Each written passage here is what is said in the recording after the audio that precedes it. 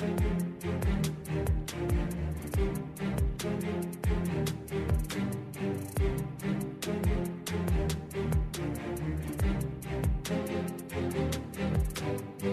to the Yards After College podcast powered by KSLSports.com.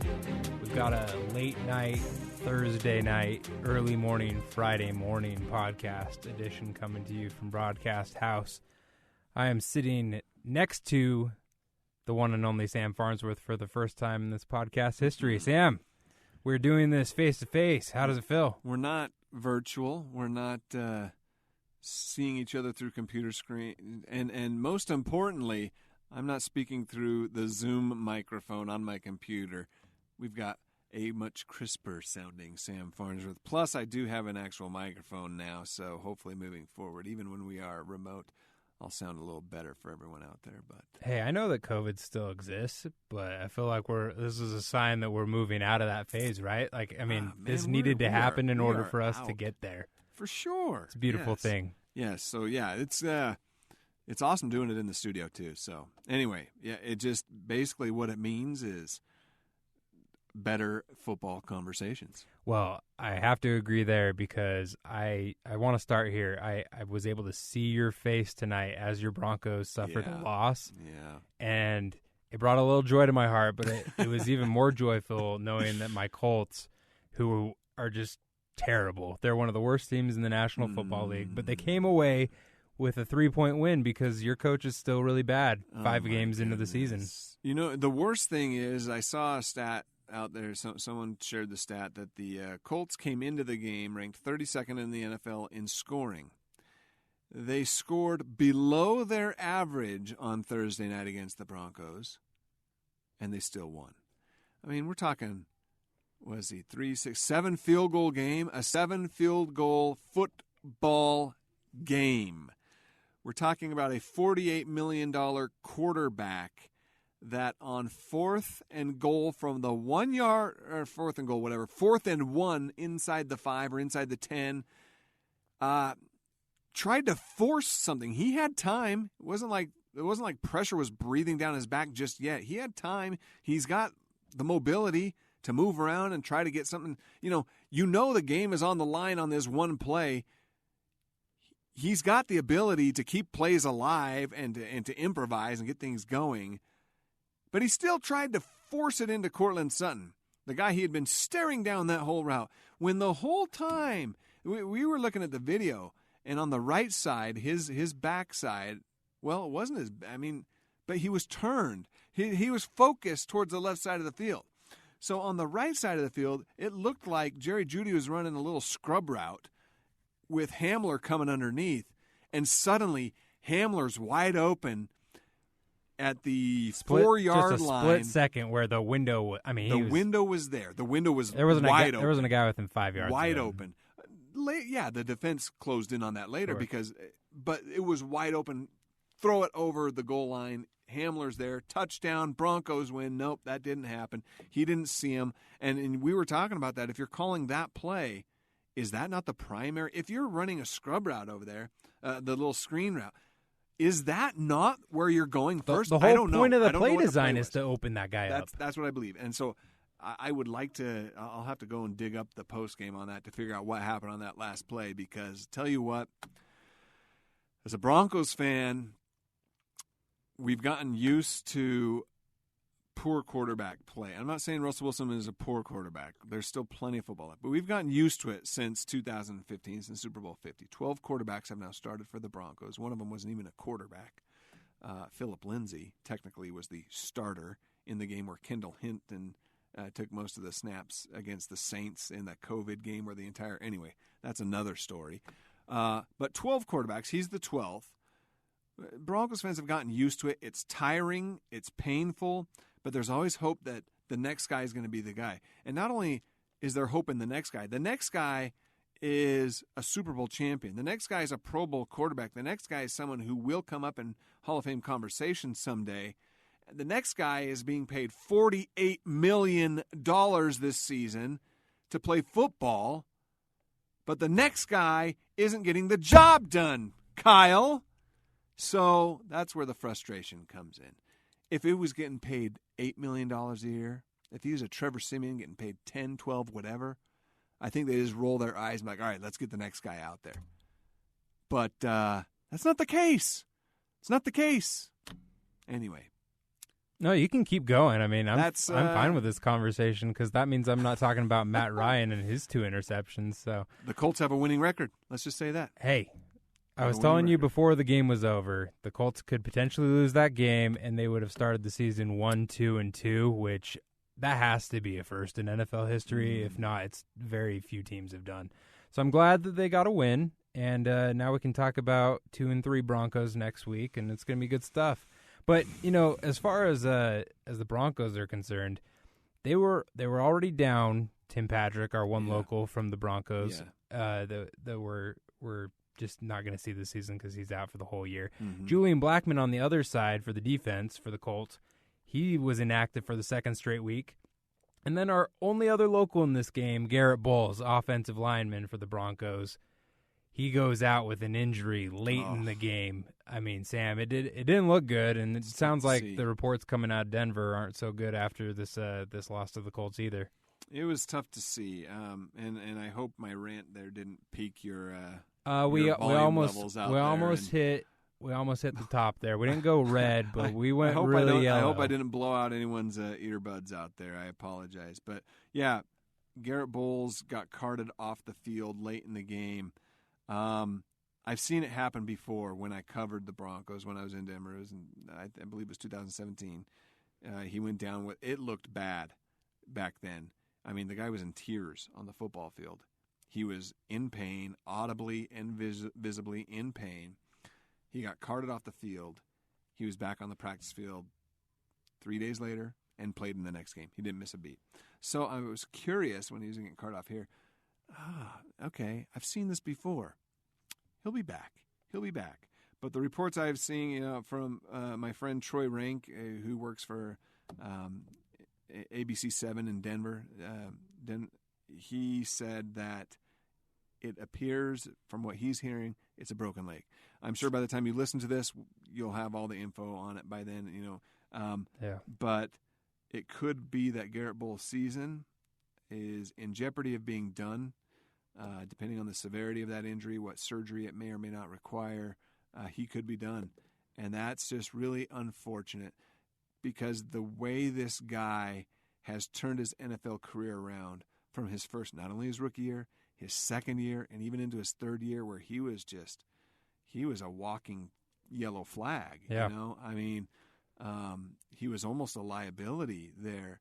He was a pretty good run blocker, but he was really struggling in that pass. And then something clicked, and he showed that he could be the guy. And then the Broncos showed their trust in him by giving him a contract extension and a nice raise, and he's been that guy since then. A very reliable, solid left tackle in the NFL that can protect his quarterback, someone that I think a lot of teams would covet on their team too if it ever got to that point, someone that should be in Pro Bowl conversations. And it's really unfortunate to see him go down injured the way we did on Thursday night because you just don't know how people are going to come back from injuries like that, especially big guys like that. So hopefully he makes a full recovery, whether it's later this season or next season, because Garrett Bowles, tell you what, man, that he's really put in the hard work. That's one thing that he's proven. If you put in a lot of hard work, that you can succeed in this league.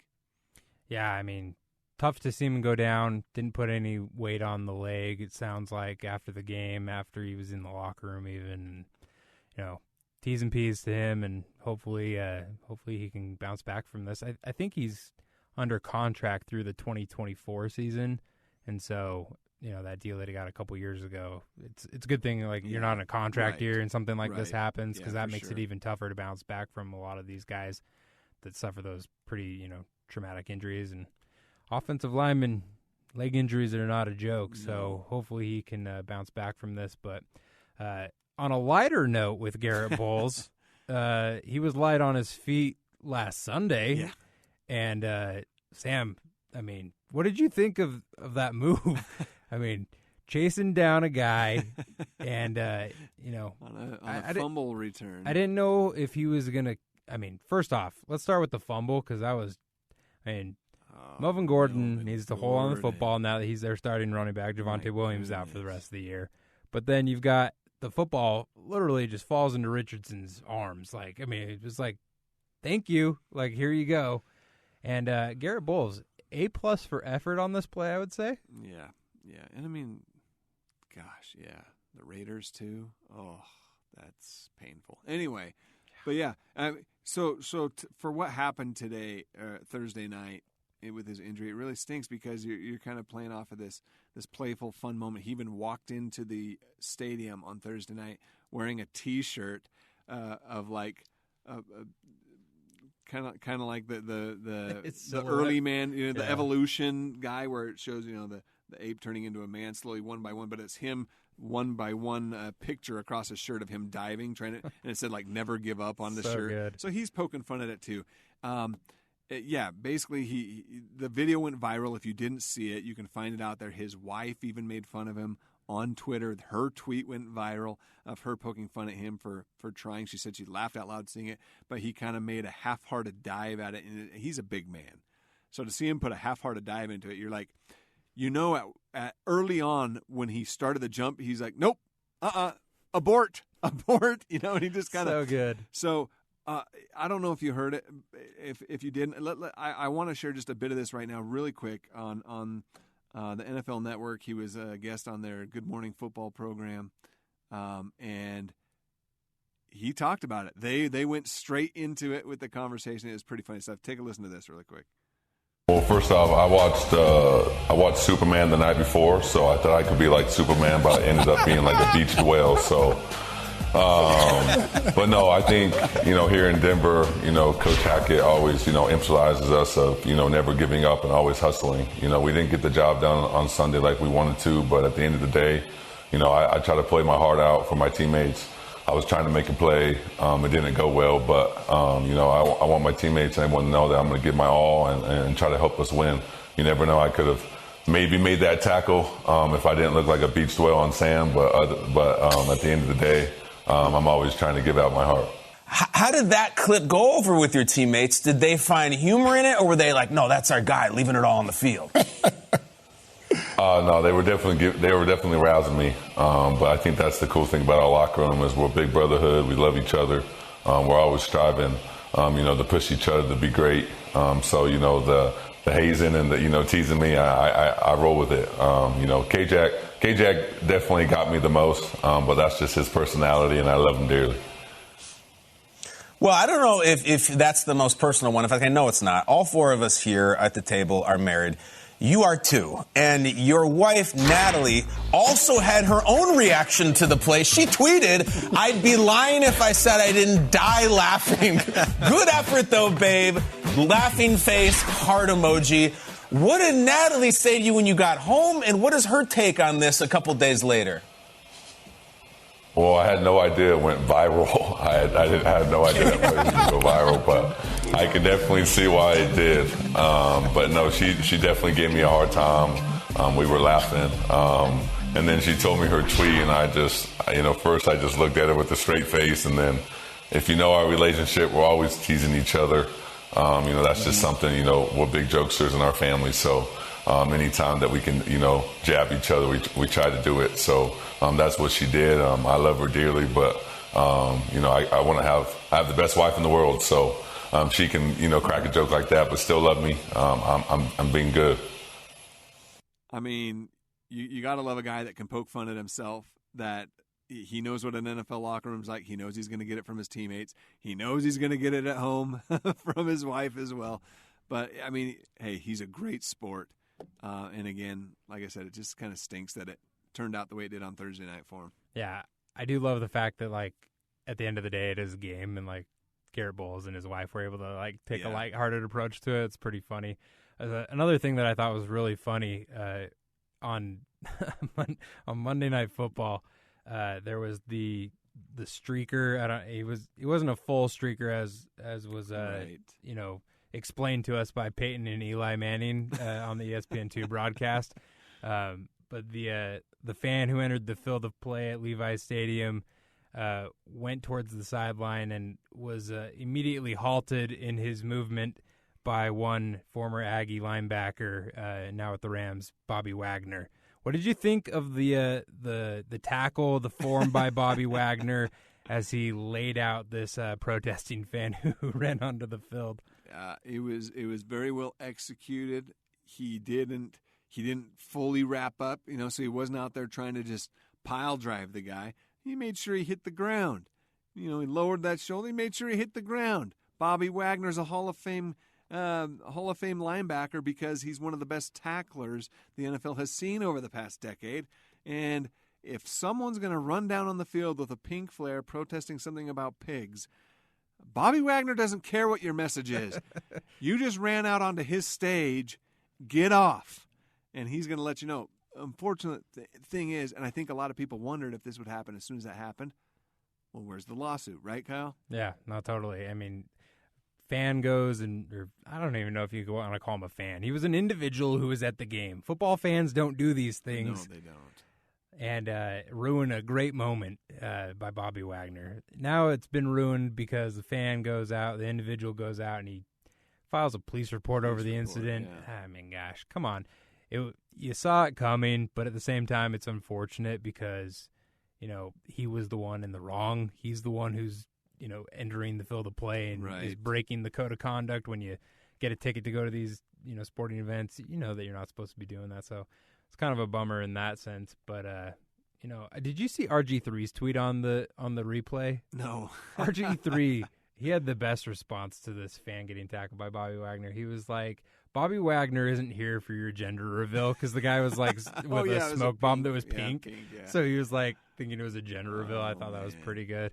I wish he would have had like a blue and a pink. That would have been pretty awesome, one in each hand, and then he would have like let one down or something. If it was a gender reveal, that would have been pretty epic. Hey, family, you got to watch the game. You'll just watch me get arrested on TV as we reveal the gender of our child. Mom and Dad, you're going to see what your grandbaby's going to be. So just watch good. You know what I need to hear? I need to hear Mark Harlan calling that. Oh my gosh! Can you imagine the most epic streaker? Cat on the field, whatever it is on the field, Mark Harlan. Amazing. I got to know if I'm guessing he wasn't on that game, but even if he wasn't, can we please have Mark Harlan go back and just call it anyway? Just play the video for him. That'd be amazing. Well, next up, I want to hear some amazing highlights. We're going to take a quick break, but after that, we're going to hear Sam's 3 stars of the week. All right, we're back now on the Yards After College podcast powered by KSLSports.com.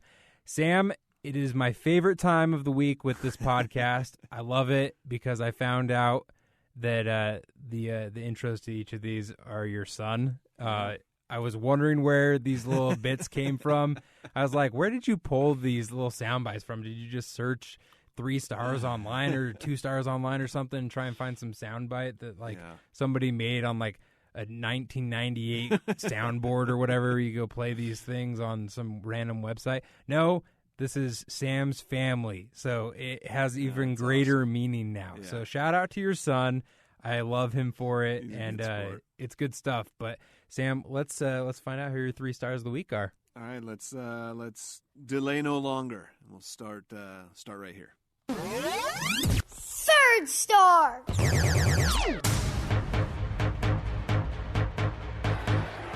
Atlanta staring at 3rd down and 12.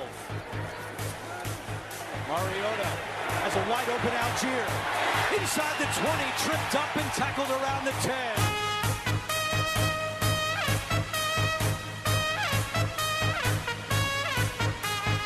Seventh play of the drive, the 7th run of the drive. And Algier turns the corner for a 1st down. 8:40 to go. And off to Algier. Around the right side, he's got some room. Flag down. Algier flying down the sideline. Still going. Dragging defenders. And Algier is finally brought down inside the 10. Tyler Algier is the rookie from BYU. Okay, 3rd star. BYU fans are happy with my 3rd star because Tyler Algier makes his debut on my Stars of the Week.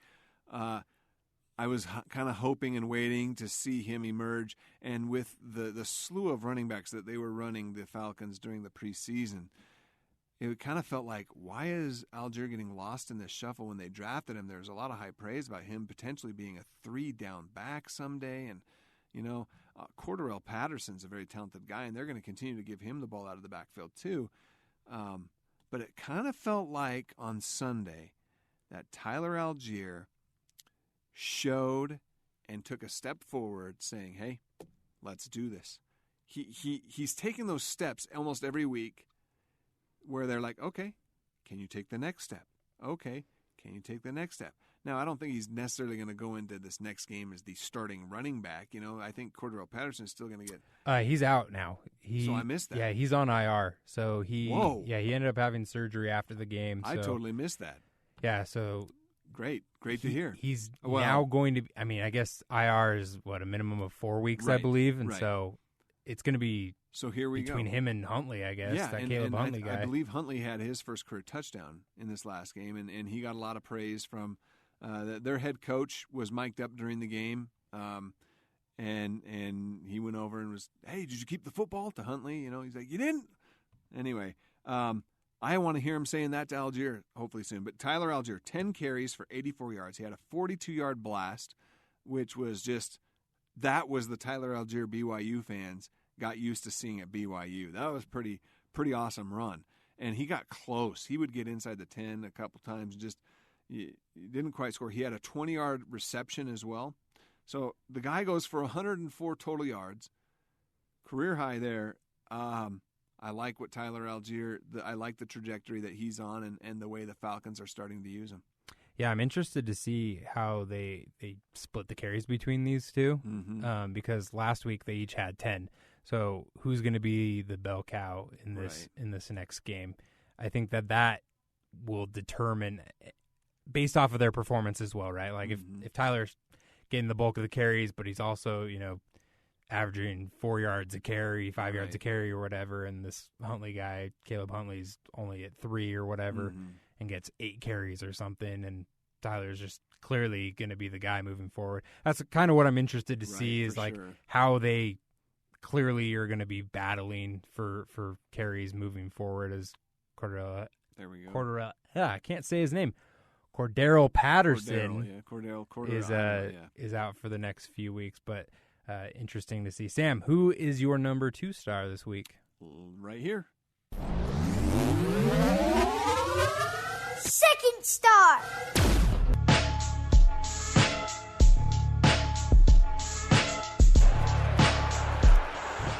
We're going to score. You hear me, Jamal? Yeah. Get in the end zone. Come on. Let's go. So here we go. 4th and goal from inside the 1. Goff has the call. Deep back, Jamal Williams. Goff turns, gives to Jamal. This time he's in. Touchdown, Detroit Lions. Takes the snap, gives. There's the running play straight up the gut. That's Jamal Williams. There he goes, right sideline. 30, 20, foot race, 10, 5, end zone. Touchdown, Detroit Lions. Jamal Williams to the house, 51 yards. This football team needed that. This crowd needed that. Hey, Jamal's blocking downfield was teach tape. Hey, TJ, you owe Jamal something for that. Jamal blocked 2 people, blocked Barton, and then went and got Diggs. So there we go again. He's back in it. Pretty sure Jamal was my number 1 star last week, if I remember right. He's my number 2 star this week. I thought long Way and to hard. go. A 2-touchdown game moves you back on the list here. I thought long and hard about repeating him at number 1, and I will explain why my number 1 earned my number 1 when we get Last there. time he scores 2 touchdowns, Sam. He's got to have 3 or more, or else he's not going to be satisfying you. 19 carries, 108 yards, 2 touchdowns, plus a 51-yard touchdown run. That 51-yard touchdown run reminded me a lot of the Jamal Williams that scored a lot of touchdowns at BYU. I mean, his speed, when you had him and Taysom combining that speed together, you had a lot of defenses just really mixed up in that game. Well, here's Jamal, and I don't know that he will ever be the primary running back even, He is now. When Swift returns, will he kind of go back into sharing carries or something? This is a window for him to prove that I'm the lead back now, you know, and whether he wants that or not, this is his opportunity. 108 yards on 90 carries with 2 touchdowns, 4 games in, 6 touchdowns. That is first in the NFL. Jamal Williams leads the NFL in rushing touchdowns with 6 touchdowns. There was a part of that clip that we just played that I love where Goff was mic'd up talking to what's his name? Hawkinson, the tight end. He went over there. He's like, TJ, you owe Jamal. Did you see how he blocked? That was a clinic, a blocking clinic. You owe him for that big gain. So Goff was mic'd up in that game and just was like praising what Jamal did without the football too. Yeah, just his ability to block downfield, and just a huge game for Jamal. I love what he's doing with the Lions. It seems like he's maybe got a good home for his skill set. Yeah, I mean, you think about it, he had a career high of a single season touchdown total of 4 before this week, if I said that right. So he surpassed that in this game alone. And, we're only 4 games into the season for him, and he's already at a season high for his career. 3 multi-touchdown games in the first 4 games. I can't remember the exact you year, had the stat that you tweeted out. It was the first time since I can't remember. So I'm gonna. Yeah, it was guess. LaDainian Tomlinson. So, and I can't remember the year, but it was the first time since LT. Yeah, it's probably to do 2006, 2007, something like that. It's been a while, and I think it was just the 10th time ever in the entire NFL history that someone has rushed for 6 touchdowns, or I should say, someone has rushed for 3 multi-touchdown games in the first 4 games. That right there. Jamal's in the history books. Yeah, my thing that I made a point on last week when he was your number 1 star was, hey, I don't know if he's going to be that guy that can go out and get you 100 to 150 yards a game. And his career high before this was when he was a rookie, was 113 yards, and he was only 5 yards short of that this week. And so he's kind of proving me wrong, right? Like that he's able to carry the load and be able to get over. I feel like that 100-yard threshold is like really important for running backs too. Yeah, like for sure. If you get over 100 yards as a running back, like usually like that's a pretty good game, even if it's 25, 30 carries. It just means that you're effective at being able to get through and break through the line, right? And usually you have like a big run like Jamal or Tyler, had this last week where you have that one where you kind of break loose and have the home run. But I think it's pretty impressive that he's on this path, and Swift is still probably going to be battling this injury for the next few weeks, and so even if he comes back, I would think that they'd probably lean on Jamal because he's just proven him right that he's deserving of those carries. But since he wasn't your number 1 star this week, Sam, I'm curious to know who your number 1 star was. He clearly had to have had a better game than Jamal, right? That's not always the case, right, with my number 1 stars or with my stars. That's right. You like the dark horses. You like these random pick ones. Whoever I want for my stars for whatever reasons I want. Having said that, here's the number 1 star. First star. Let's go!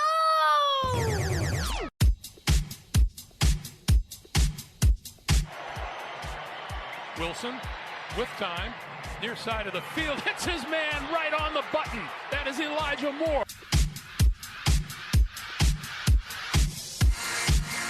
Second and 7 for Wilson, who throws over the middle, wide open. He hits his man inside the 20.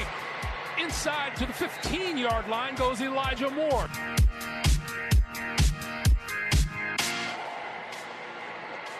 Double reverse, the pass to the end zone, caught by Wilson from Braxton Berrios. Wilson, quick pop over the middle, is complete. This is Tyler Conklin, the tight end, and he is out to the 35-yard line. That's a first down. 3rd and 6. Wilson throwing, got his man across the 40, 45, midfield.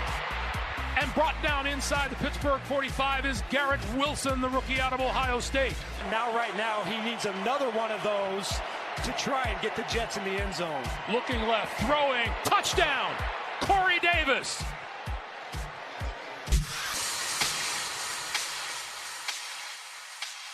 Yeah, it wasn't Britton Covey like you thought it was going to be, Kyle, like you were saying, predicting. But no, I'm just kidding. Zach Wilson, and here is why I picked Zach Wilson for my number one star. Huh? The gritty did it for you? That gritty, it was a little rough. I'm just saying. It was a little rough. So 252 yards is not bad. That's good, right? When I think of a quarterback, you talk about the 100-yard threshold with running backs, you kind of think of the 300-yard threshold. If I see a quarterback in the NFL throwing 300 yards in the game, it's like, okay, this guy can do it. 250 yards is still good. He can still do it. It just feels like 300's that yard mark, right? 252 yards. He had the 2 interceptions. Okay, so when you look at just the stats, you're like, it's his first game back, but okay, where's he at? Well, one of the picks was in and out of his receiver's hand. It would have been a first down. Yep. It would have kept a drive alive, would have kept going. But here's where Zach shined. And you have to remember, he only has a rookie year under his belt, where he had a little bit of injury issues that year too. He played sparingly in the preseason. So here's a guy who's got to shake the rust because he got hurt in the preseason.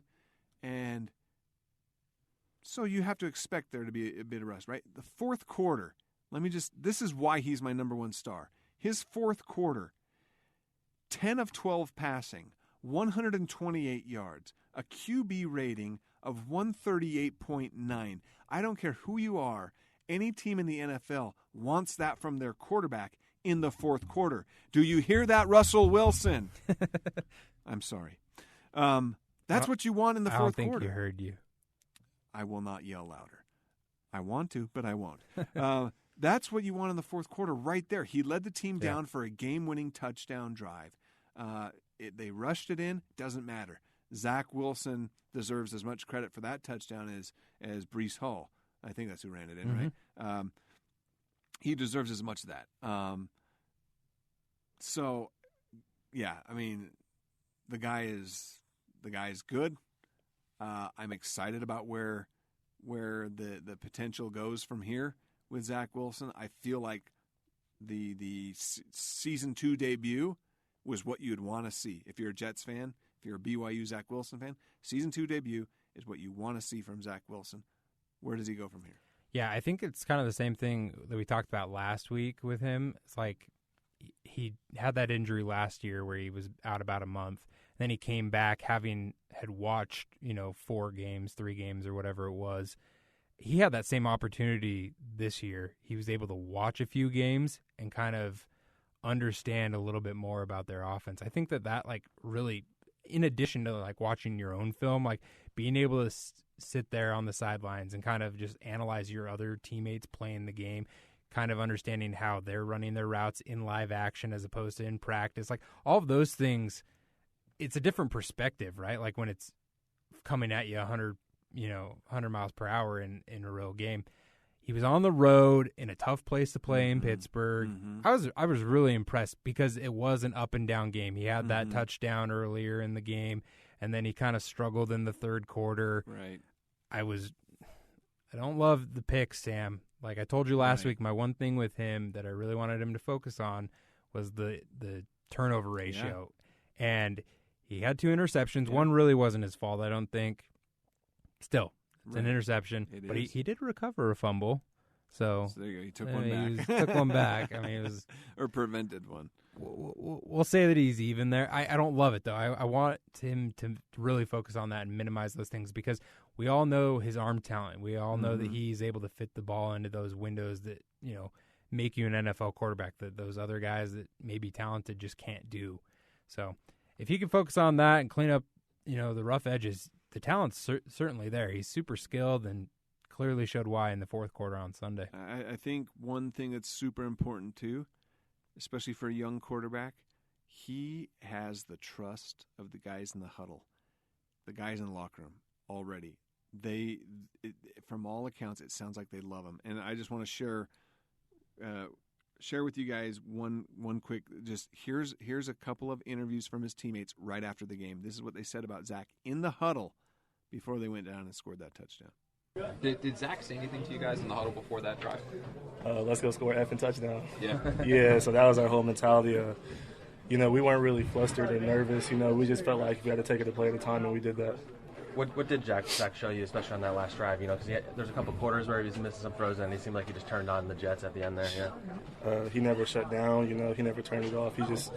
I know you can tell he just believes in himself. He might not have played a perfect game, but it's his first game back and everything. And I feel like we got the win, so that's all you can ask for. We were just talking to Brees, and he was saying Zach before that offensive series, the game-winning drive, kind of came in the huddle and said, "Let's go score an effing touchdown." Yeah, straight up. Yeah, he did. I assume he didn't say effing. Yeah, he said the whole thing, but he was man.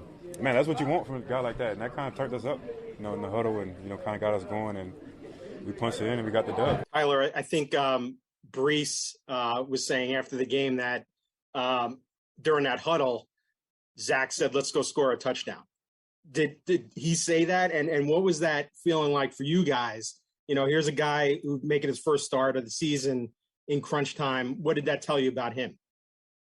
Yeah, he did say that, and I think it's just, that feeling in that huddle in the fourth quarter. I think as a unit, we felt like we were going to get this done. We felt like we were going to go down there and win that game, and I felt Zach was really resilient, really confident, throughout the whole game. But I think really in that fourth quarter, he, really settled in, and he was, I'm gonna help lead us to victory, and he did that. What did it feel like to have Zach back out there making plays, and then being resilient to overcome the turnovers that he made early? It's great, man. I love having him out there. Love this energy. I love this fight. Love the way he came out and played. Tyler, that was really your first time playing with Zach in a game because he played so little in the preseason before he got hurt. So what was it like? I mean, were there any things you learned about him that you can't take away from practice that you learn about a guy in a game? Yeah, how slippery he is. There was times in that game where you're scrambling, you're like, how is he still running around? And just his ability to extend plays, and on top of that, make throws while he's extending that play. I think that's you can practice that, scramble drill and doing things outside the pocket in practice, but until you kind of get a feel for it in a real game, it's just different. But that was a big thing, and kind of like we talked about, just the way he kind of just his confidence and the way he led us in that fourth quarter. I mean, that's impressive right there. His teammates, they love the confidence that they're seeing in their young quarterback, and the fact that Zach is showing that confidence, that's super important too. Yeah, no, I think the future is bright for him. It's just a matter of whether or not he can kind of continue on that trajectory, because that's really what it is when you're a young quarterback. You have to keep growing. Everybody expects the roller coaster, but it'll be interesting to see. Well, Sam, I don't want to keep you too much longer. I know that you need to go home and you need to grieve over this 2-3 start by your Broncos, but the week 5 of the NFL season didn't start off on a high note for you. But I want to know what game you're most excited to watch on Sunday or Monday. I mean, there's the divisional game on Monday, which you may or may not be excited to watch. I know that you love your AFC West games, but is there a game that is intriguing to you? Maybe a local that you're interested in watching this weekend? Sunday and Monday, there are some games that I'll be intrigued about in the National League wildcard playoffs with the New York Mets. Are we talking the NFL? Sorry. My Mariners made the playoffs for the first time in 20 years. I didn't even bring them up, but I'm so excited. Read the room, Sam. That's what Mitch would remind me. Read the room. All right. No. Yes, I love playoff baseball. I'm excited for that. Yeah, there's a couple games that I'm interested in. Yeah, the Chiefs and Raiders. Look, as much as I feel like the Broncos-Raiders is the best rivalry in the AFC West, the Chiefs and Raiders is right there with them. That's a great rivalry game as well. For me, gosh, I'm looking at a couple games here. I'm going to say the game that I want to watch this week is the Dolphins and Jets. I want to see Zach Wilson again. The Dolphins are 3-1. Is that a for real 3-1? This is an important game in the AFC East hey, maybe this propels the winner of this game towards that top of that division and beyond. There's still a lot of football left, but that's the game I'm going to go with, mostly because I do want to see, all right, Zach, what do you got for your second game? I'm going to go with Sunday afternoon game, the Cowboys versus the Rams. That's a good one. I think that the Cowboys, I'm interested to see if Cooper Rush can continue his winning streak with them, because it sounds like Dak Prescott is coming back in the next couple of weeks. I don't know if that's 2 weeks or 3 weeks, but it sounds like he's making progress with that broken thumb that he had from week 1, I believe. And then the Rams, they're 2-2. They're coming off of a loss. I'm interested to see how they bounce back from that, because they're a different team than they were a year ago when they won the Super Bowl. But I don't know. They still have a lot of talent. So I'm interested to see kind of which team's for real out of those two. And then Dalton Schultz, as far as a local guy, former Bingham tight end with the Cowboys, he was banged up and he didn't play 2 weeks ago.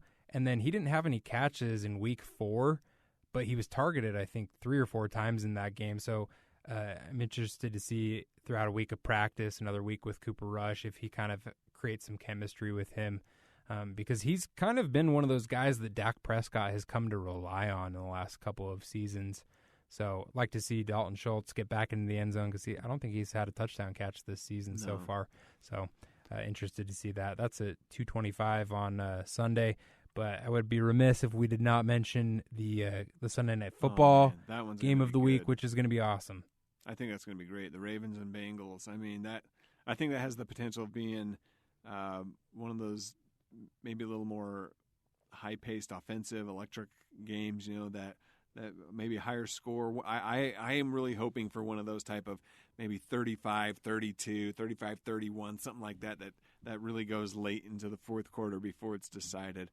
Of course, I'm a little biased because I want the good ratings coming into KSL Sports Live and our show that we put on right after Sunday Night Football. But at the same time, I just want a great Sunday night game to cap off the weekend. I know there's Monday night, but still. Hey, I think that, I don't know. I'm probably guilty of this, so that's why I'm bringing it up. But it feels like I almost wrote the Bengals off already. Yeah. Because they started off with the 0-2 start, and they haven't seemed like the same team that had that playoff run last year.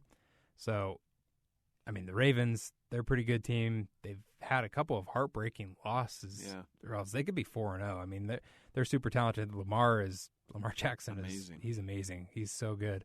So, good game on Sunday night, KSL TV, 6:20 p.m. It's at Baltimore, so that'll be a tough game for Cincinnati to pick up. But, Sam, other than Sunday night, is there anything you want to tease for KSL Sports Live this weekend? Man, Saturday, if you're listening to this by then, we've got BYU Notre Dame on KSL Channel 5 at 5:30 p.m. Mountain Time. We have a 30-minute pregame show beginning at 5 p.m. live from Allegiant Stadium in Las Vegas. I will be there. And then we will be live right after the game as well. Wait, did you just say you were going to be at the home of the Raiders? I am going to be there, and I'm sure the stink of the turd left behind by the Broncos will still be in that stadium. Anyhow, the post-game show will be live on it's all basically from 5 p.m. until bedtime. You'll want to have KSL Channel 5 on for all things BYU Notre Dame football. Be sure to check out KSL Sports Live all weekend long. College football, NFL, locals in the NFL specifically on Sunday night. Mm-hmm. If you guys don't watch NFL or locals in the NFL coverage on Sunday night, I don't know what you're doing, because Sam and JJ and the crew, they cut up all the good plays. I mean, even stuff that isn't like a touchdown or an interception, those big plays, it could be we try to 2 punt returns by Britton Covey. I mean, Britton Covey gets highlighted by that, and that's awesome. Everyone in there. So it's super fun to be able to keep track of the guys that you followed throughout their college careers. You can follow them in the NFL on Sunday nights as well. But until then, be sure to check out KSLSports.com. Download the KSL Sports app, KSL TV app as well. Sam, you can find him on Twitter at Samsworth_KSL. You can find me at Kyle Ireland. But until next week, this has been the Yards After College podcast powered by KSLSports.com.